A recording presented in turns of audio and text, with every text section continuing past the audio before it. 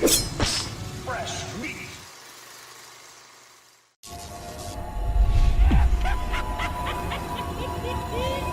I appreciate you want to talk to me. Not at all. Seance, I mean, we'll get into it, but I mean, I finished Seance like a year ago, and I'm desperate to talk to people about it. So it's great.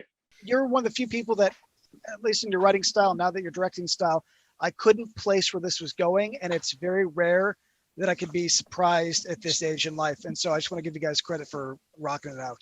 I think you actually just said something kind of crucial, which is as a viewer, the thing that makes me absolute happiest is when a film can surprise me.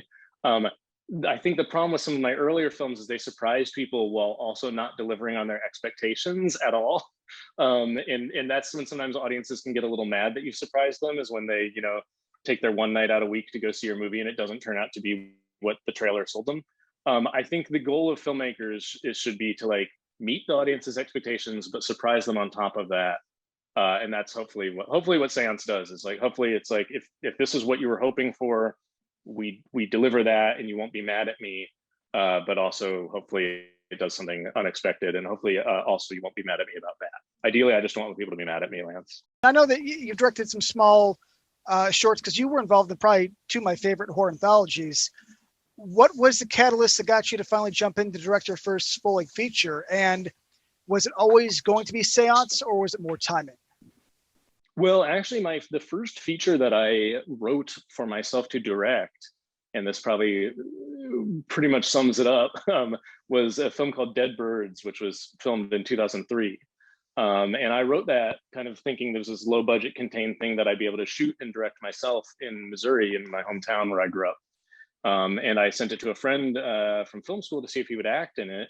And he was working for a company that did kind of negative pickup productions for Sony at the time. And he was like, hey, this is pretty good. Like, we'd make this, but you wouldn't be able to direct it, of course. We'd have to get a real director. And I was like, but you'd pay me for the script. He's like, yes. I was like, okay, that's definitely better plan than mine, which was just to try to, do my El Mariachi, but without, the technical skill. And so, that was my first thing that I thought I was going to direct. And then I became a screenwriter because that was what my career was. And that was the one thing I could do for no money. Once I started working with Adam Wingard and I started having like a really creatively rewarding collaboration, as a writer and as a producer with my friend who was doing everything that I felt at the time I wasn't confident about, which is, the way Adam shoots, directs, and edits, on video at the time was light years away, I thought, from any other filmmakers that I was kind of like studying or peers with. And, once I started working with Adam, then it became kind of a different question, which is we started experiencing some success, but I was having a great time. And Adam's such a great director. I was like, well, I'm getting what I need kind of creatively out of this. I don't feel that desire to be composing these shots myself when my friend is doing such a good job, or directing these actors myself when my friend is doing such a good job. And plus we're able to make these movies in such a cool way. But, when Adam's career started reaching the point where he was doing big projects that weren't original scripts of mine, then it was kind of like, okay, well, it's time to re-examine, myself as a director. And, at that time I was kind of, when I first started working with Adam, we were doing really low budget movies and I was really heavily involved. We were both putting in, these crazy 18-hour days on everything, basically up to The Guest. The Guest was our first movie following Your Next and stuff, where we actually had enough of a budget where I basically was just sitting around at Video Village nodding while Dan Stevens and Micah Monroe and, Lance Reddick and Sheila Kelly and people just did great performances. Leland Orser, our cast in that movie were all awesome. And then they all, Brendan Meyer, I mean, they, like every single person basically took the script and did the lines verbatim really well. So I'm sitting there at monitor, I'm like, why am I here? First time I ever felt like a real screenwriter. I was just like, I'm just taking up space and eating food at craft services and hanging out with Dan and Micah between takes. It's like, this is what I guess most screenwriters do, but there was nothing for me to do. We had producers, we had a good line producer, we knew what we were doing. They all knew what they were doing. So that was when I started really thinking honestly about writing a script for myself to direct. Because I started to realize, well, I knew Adam was going on to do, we had Blair Witch lined up, but I knew Adam was going to be going on to Death Note after that. And I knew, Death Note, there was already a script. I wasn't going to be working on Death Note. So I kind of knew, well, all right, I'll put together my own kind of small horror thing, kind of your next scale. I was kind of thinking Seance ended up costing a bit more than your next, but less than the guest. So I ended up kind of in that space. And, I was kind of like, this will be kind of my, it's kind of time for me to try my thing. And I'll try to do something that kind of feels in the wheelhouse of what your next and the guest were. Especially after Blair Witch came out and we realized that people actually liked your next and the guest. And they wanted us to do more of that and less of the other thing. Then it was like, okay, I kind of have this original, girls' school mystery, that I want to do, and I really should be the person to direct it in this situation. Yeah. One more question. I got to jump off this a little bit. If I don't ask, it's going to haunt me forever. What are the odds of a guest 2, and would you have any sort of jumping off point for it? I am going to honestly say that I really don't think there should be a guest 2. And the reason for that is that we are very lucky to have the fan response to that movie that we did. It was a genuine cult classic in that it genuinely came out, flopped. People didn't really like it that much. And then it has been discovered by an audience who are very passionate about it.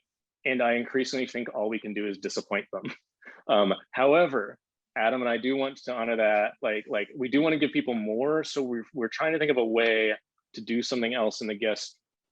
I don't want to say universe because that just sounds like I'm trying to sell you something, but like we are trying to find a way to do a guest sequel that won't disappoint people who have this idea in their heads of what it could be. Because you have to remember the weird creative sensibility that led me to write the guest in the first place would inevitably lead me to screw up the sequel and do something that you would not want me to do. So it's a tricky thing. I don't want to feel like we're exploiting, the kind of cult fandom of which is such a rare and privileged thing to be the recipient of, although I admit I would have just preferred success, to be honest. But we are finding a way to do a new kind of story in the guest world that hopefully doesn't disappoint anyone, but allows people to kind of enjoy more of that content. It's in the works, but it won't just be a feature film called The Guest 2, because quite honestly, I feel like if we made that at this point, it would just disappoint everyone. Everyone probably has a different idea of what that would be. And also it'd probably be a very hard thing to get financed, because as much as people enjoy The Guest, it still did not make money. So that is another factor, is I don't really know who people think is clamoring to give us money to make The Guest 2, but I can assure you it's actually no one. At this point in his career, if Adam Wingard slammed down his fist on the table and said, God damn it, I'm making The Guest 2 next, he probably could get it done. But I think it's really great that he's in fact slamming his fist down and saying, I'm going to make Face Off 2 instead. Because The Guest, of course, was such an homage and love letter to Face Off. The whole butterfly knife thing, and The Guest is literally the exact same arc of the butterfly knife and Face Off. I literally just wrote the same arc of a knife in the script because I love Face Off. And now that we're writing a Face Off sequel, that's kind of scratching that itch for us. And hopefully if you want The Guest to, Face Off 2 will be your methadone, and that'll be that. If you never make a new one, then you left on a high note for sure. And the original stands on its own, and sometimes that is kind of cooler to let the legacy just be its own thing, right? I agree. I say that writing Face Off 2 and ruining another movie's legacy, I guess, but whatever.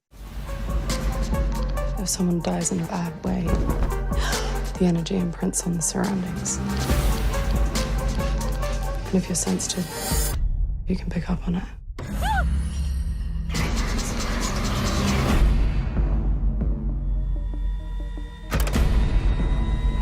Ghost, rise up to us.